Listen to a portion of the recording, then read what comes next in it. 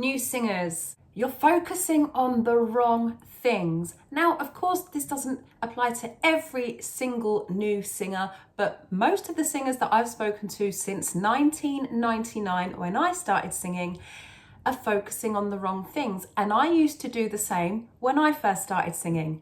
So when I first started singing, and almost all of the singers that I work with, they focus on trying to sound good, and the pretty singers, they focus on trying to sound nice, and they focus on trying to sound pretty, and they do all these strange things with their voices to try and make it sound good, nice, or pretty.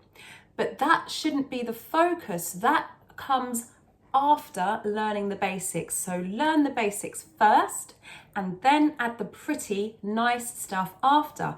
And if you're not looking for pretty or nice, if you're a rock or a metal singer, or even if you sing soul and reggae and you're looking for that rasp or distortion, like you still learn the basics first and then add the effects afterwards. Now, when it comes to performing, it's slightly different when you're recording, and I'm going to come on to that in a moment. So when it comes to performing, for most people, when they first start out, the focus is on not messing it up, not making a mistake. Your voice is not breaking or cracking, not ending up looking stupid on stage, and not feeling cringe. Whatever you focus on grows. So if you're focusing on not getting it wrong or not messing it up, what you're actually focusing on is messing it up. You're like, I really don't want to mess it up, so what can I do to not mess it up? So the language being used is messing it up. So that's where the focus is subconsciously. Whether you agree with this or not doesn't matter. This is a psychological fact, okay? Now, when you focus on the audience and giving the audience a good time and making sure that they enjoy themselves, it becomes much easier because you're not focusing on your mistakes. You're focusing on what can I do to make sure the audience have a good time. And I've been working on this very closely with a couple of my singers in very recent weeks. And when I was working as a music lecturer, my expertise was music performance. So music performance in singers and also in other musicians as well. So I worked with other instrumentalists as well.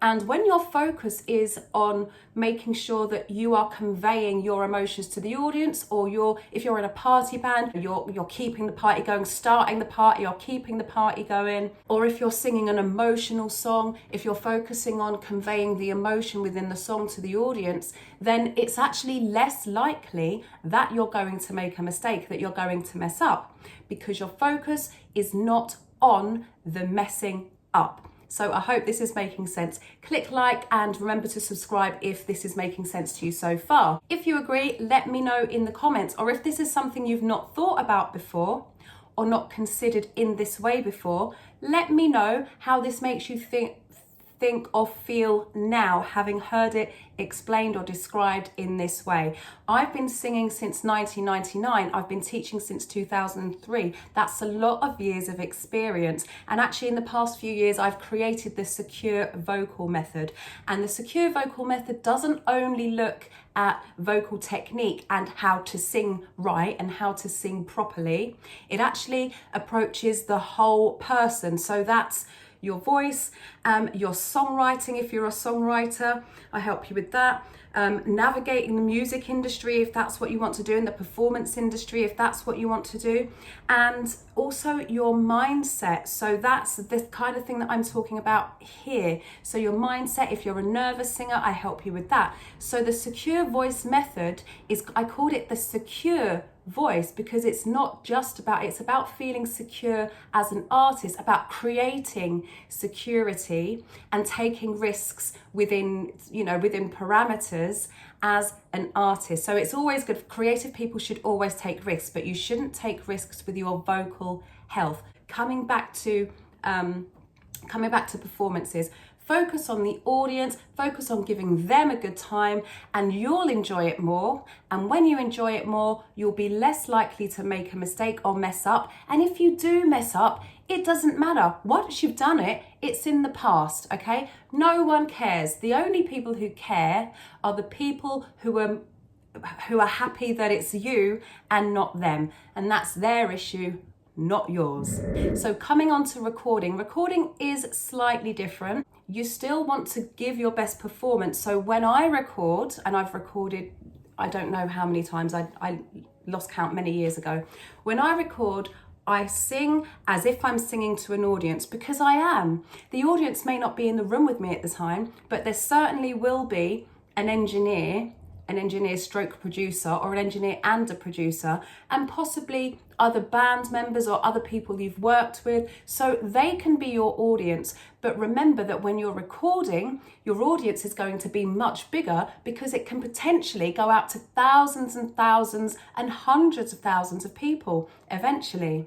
It still means that it's better, or I've found it better, and my singers that I've worked with, they've found it more effective to focus on enjoying themselves, enjoying the singing, and giving a good performance. So that doesn't mean messing up, it means giving the audience a good time. And you can hear it in someone's voice, even if you can't see their face. You can hear it if they're not enjoying it. So in order to progress as a singer, don't just be a student of singing, be a student of your own voice. So it's not just about hitting the right notes, sounding right, making the right sounds, getting the words right, holding long notes, singing with power, singing softly. It's not just about that, as I keep saying. If you're a student of your voice, you will understand how your voice works much more quickly, and then you'll be able to apply what you learn to your singing. So whether that is technique, whether that's using emotion, adding emotion, whether that's adding distortion. There are different types of distortion. I talk about that in a different video.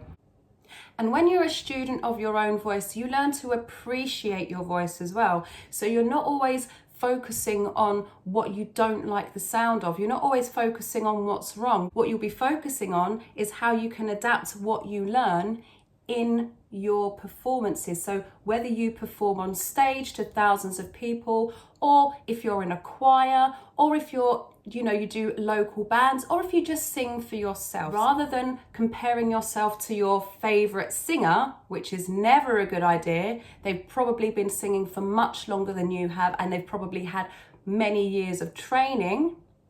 And you won't be comparing yourself to other singers around you. So your relationship with your voice, and thereby with your singing self, is much more healthy.